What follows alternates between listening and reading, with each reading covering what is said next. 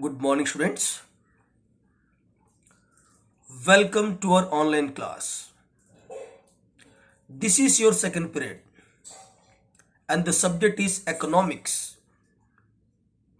Students, today, through this recorded video, I am continuing the same chapter, that is, second chapter, Rural Development, from Unit 2, that is, current challenges facing by our economy, from Book 2. Students, in the last period, I have started one topic called cooperative marketing. So from cooperative marketing, again today I am continuing through this field in this video. And today, through this video, I am going to cover the following topics. And the topics are: number one, cooperative farming. Next one, emergence of alternate marketing channels. Emergence of alternate marketing channels. Similarly, agricultural diversification. Agricultural diversification, in which we will read what is the meaning of agricultural diversification and what is the benefits through that. The same time, we will move to next topic, that is non-farm areas of employment in rural areas. What are the non-farm areas of employment in rural areas? That we will read. In this we will read animal husbandry or dairying. Okay, dairy farming. Similarly, we will read about the story of Amul. Okay, Anand Amul, Gujarat. Similarly, we will read fish production, that is called Blue Revolution. We will read about horticulture, here growing fruits, etc. Similarly, we will also read about the emerging opportunities in IT sector. What are the opportunities are emerging in IT sector? How IT is used in rural areas? That one. Similarly, we will read about the last topic, that is sustainable development and organic farming. Sustainable development and organic farming. We will read what are the benefits we are getting through organic farming. You will be asked one question: what is meant by organic farming and what are the benefits? What are the advantages which you are getting through this organic farming? And what are the challenges and their concerns? So in this way we will cover the topics, the remaining topics, so that we can complete this chapter. Now students, coming back. So our first topic is cooperative marketing. What is meant by cooperative marketing? What is it? What benefits the farmers or what benefits the rural area people are getting through cooperative marketing? See, here I want to mention generally the farmers only. Not only farmers, other people also who are engaged in any activity in rural areas, they can form cooperative committees, and through that they can do marketing. So here especially I'm talking about farmers. So what are the benefits that farmers can get if they if they form what? The cooperative societies, cooperative committees, and if they'll do marketing through that cooperative committees. So cooperative marketing, what is it? Listen carefully. Suppose if all the small farmers and marginal farmers, suppose if all small farmers and marginal farmers join their hands together and form a cooperative society, and through that society if they'll do marketing, naturally they'll get higher price for their agricultural production. I repeat, if all the small farmers and the marginal farmers will come together, will join their hands together and form a cooperative society, and through that society, if they are selling their agricultural produce, okay, through the society, if they're selling their agricultural produce, then definitely they'll get better price. They'll get better price. So this is one of the advantage of cooperative marketing. See, individual cannot do the things which an individual cannot do. It can be done through groups. Similarly, if all the small and marginal farmers will come together, will join their hands together, will form a cooperative society, and through their society, if they're selling their agricultural produce in the market, definitely they'll get better price. Today I am going to tell what are the advantages of cooperative marketing. What are the advantages of cooperative marketing? Now here are some of the advantages. Here are some of the advantages which we are getting through cooperative marketing. What are the advantages? Number one, see, since the farmer will market their produce through this society, through this agency. I mean, when farmers will market their agricultural produce through this society, naturally their bargaining power will increase. I repeat, since the farmers will market their produce, agricultural produce, okay, together through one agency, their bargaining power will increase. When their bargaining power will increase, thus it helps in increasing their prices. I mean, they'll get better prices. So this cooperative marketing will, the formation of cooperative marketing will help in increasing the bargaining power. And when bargaining power will increase, when the bargaining power of the farmers will increase, naturally they'll get better prices for their agricultural production. Second one, if you form the cooperative societies, then you can easily eliminate all the intermediaries. All the intermediaries means here what? The brokers who are there in the middle between the farmer and the consumer. The brokers we can eliminate. The aryatas we can eliminate. Okay, the money lenders we can eliminate. So this forming of cooperative society or the formation of organization of cooperative society will help in eliminating the intermediaries between the farmer and the consumer. So in this way, he will get better prices. Third one, cooperative marketing societies will provide some credit to the farmers to save them from the need of selling their produce immediately after harvesting. I mean, these cooperative societies, sometimes they'll provide some credit facilities to the farmers. Okay, they provide some credit facilities to the farmers. With the help of these credit facilities, the farmers, they keep the production after harvest in storage warehouses, and when the price will be high, then they'll take and they'll sell. I mean, financial assistance. The financial assistance is given by the cooperative societies to the farmers. So it is not necessary to the farmers so that immediately after the harvest he can sell the produce for money. No need now. He can store his production in the warehouses, godowns, okay, cold storages, and whenever the price is higher, then he can bring out and he can sell. Now fourth point, see, bulk transport. This bulk transportation of agricultural produce can be done only through cooperative societies. An individual person cannot done easily. So bulk transport of agricultural produce by the society is easier and also cheaper to the farmer.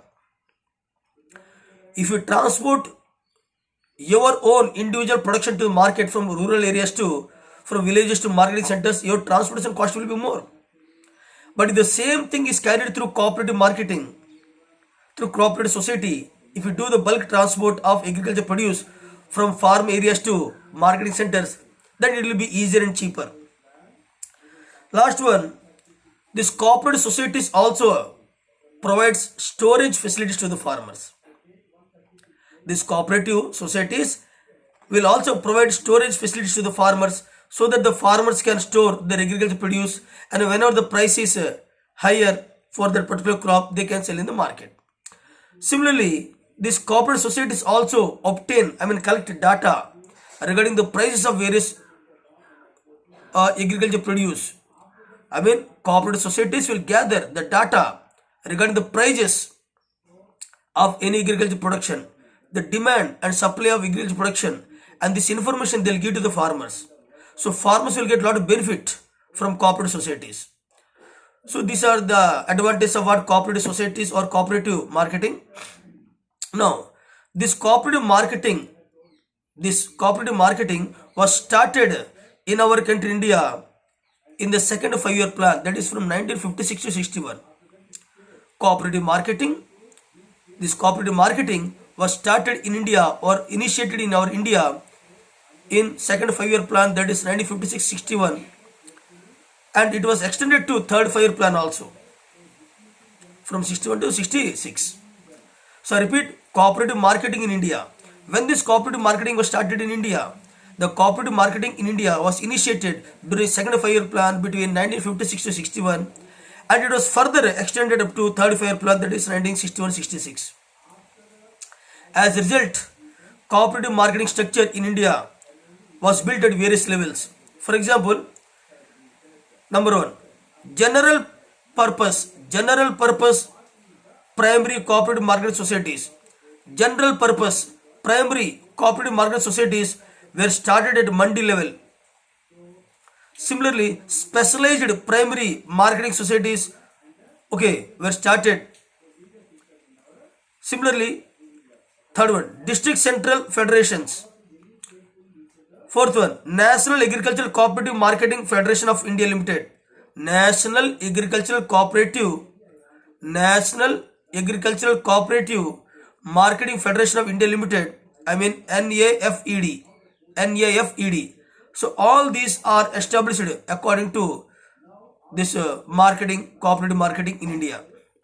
I repeat, first one,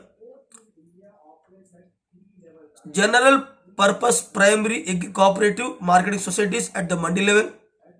Second one, specialized primary marketing societies. Third one, district or central federations. Fourth one, National Agricultural Cooperative Marketing Federation of India Limited, NAFED. All these are started in India. Here NAFED is the Apex Cooperative Marketing. Apex means top. Apex Cooperative Marketing organization dealing in a procurement, collection, distribution, export, import of selected agricultural commodities. Now, coming to next topic, that is emerging alternate market challenge. Emerging alternate marketing channels. What are alternate marketing channels? Why they were started in India? Listen carefully. This emergence of alternate marketing channels is a recent origin. Emergence of alternate marketing channels is a recent origin. They started in around 1990s. Now, so what I want to say, I am asking one question to you. When a farmer directly sells his agricultural production to the consumer, then he will get more price, better price. But suppose between farmer and between the consumer, if there is a middleman called brokers, then what will happen? The farmer will get less price, less benefit. What I want to say, it is fact, it has been observed. What has been observed? It has been observed that whenever farmers sell his agricultural products directly to the consumers, then their profits increase or their profit increases. Farmer profit increases because here you will find the absence of intermediaries, absence of brokers in the middle. Naturally, you will get more price. So, in order to carry out the same thing, in order to eliminate the intermediaries, in order to eliminate the brokers, in order to eliminate the middlemen, between farmers and the consumers, in order to develop a direct interaction, in order to develop a direct relationship between farmers and the consumer, these alternate marketing channels were started in our country India. Through these alternate marketing channels, many farmers got fair price, better price, higher price than earlier. Okay, so here in this alternate marketing channels, consumer like we and farmers will have direct contact, direct relationship. Farmer will sell their production directly to the consumer, and farmers will get a better price, higher price. What farmers need to do is simply he need to bring his agriculture production from rural areas to the marketing centers, and in these marketing centers he will sit and he will sell the production directly to the consumer, so he will get more benefit. Now I am telling some of the alternate marketing channels in India which are established. Apni Mandi. Listen students, Apni Mandi, APNI, Apni Mandi. This is one of the alternate marketing channel which is started in the following states. Which states? Listen.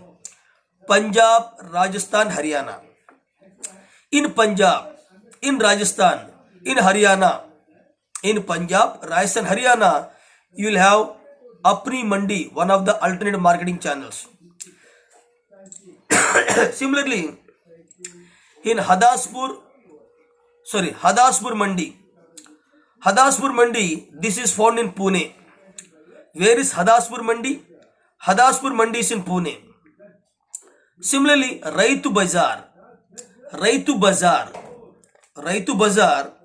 or Raitu Bazars, okay, these are found in Andhra Pradesh and Telangana. Similarly, you will find Uzawar Sandis, okay, this you will find in Tamil Nadu. Food markets in Tamil Nadu. Similarly, what do I want to say? For example, Apni Mandi. In Apni Mandi, farmers will sell their fresh fruits and vegetables grown by them in their fields directly to the consumers at reasonable rates. Here, consumer also getting benefit and farmers also getting higher price. So, I told you, alternate marketing channels' main aim is to provide a direct interaction between the farmers and the consumers and to eliminate the intermediaries. Main aim is that farmers should get higher price for their agriculture production, and at the same time consumers also get a maximum benefit, maximum satisfaction. So this was started, and this Apni Mandi is one of the alternate marketing channels found in Punjab, Haryana and Rajasthan. Similarly, Hadaspur Mandi, which is found in Pune. Similarly, Raitu Bazars are found in Andhra Pradesh and Telangana. Similarly, Uzawar Sandis, which are found in Tamil Nadu. And I told you, in Apni Mandi, farmers can directly sell their agriculture production directly to the consumers, where consumers also getting benefit and the farmers also getting higher rate, higher price for their agriculture production. Okay, now coming to our next topic, that is what? Agricultural diversification. Very, very important topic. Agricultural diversification. Okay, so first I'll tell what is the meaning of agricultural diversification. What is the meaning of agricultural diversification? Then I'll tell what are the benefits are getting through agricultural diversification. So first, meaning of agricultural diversification. The meaning of agricultural diversification. Listen. Agricultural diversification can mean two things. It can mean two things. Number one, change in the cropping pattern. Here, agricultural diversification mean two things. One is change in the cropping pattern. Either you are changing your cropping pattern from food grains to commercial crops, or from commercial crops to food grains, like that. Change in the cropping pattern. Second one, shift of labor force from farming sector to non-farm sector. What is meant by agricultural diversification? Agricultural diversification means two things here. One is change in the cropping pattern.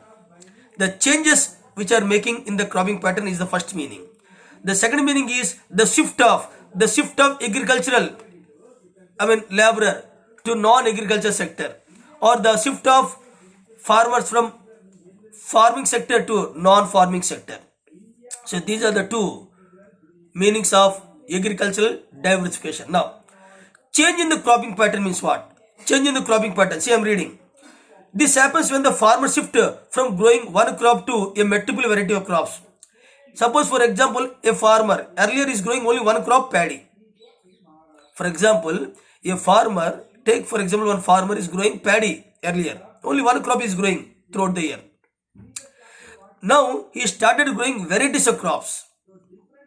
So here there is a shift, there is a change. So this is called agricultural diversification. This happens when the farmer shift from growing one crop to a multiple variety of crops. For example, from growing food crops, now the farmer may diversify his crops, including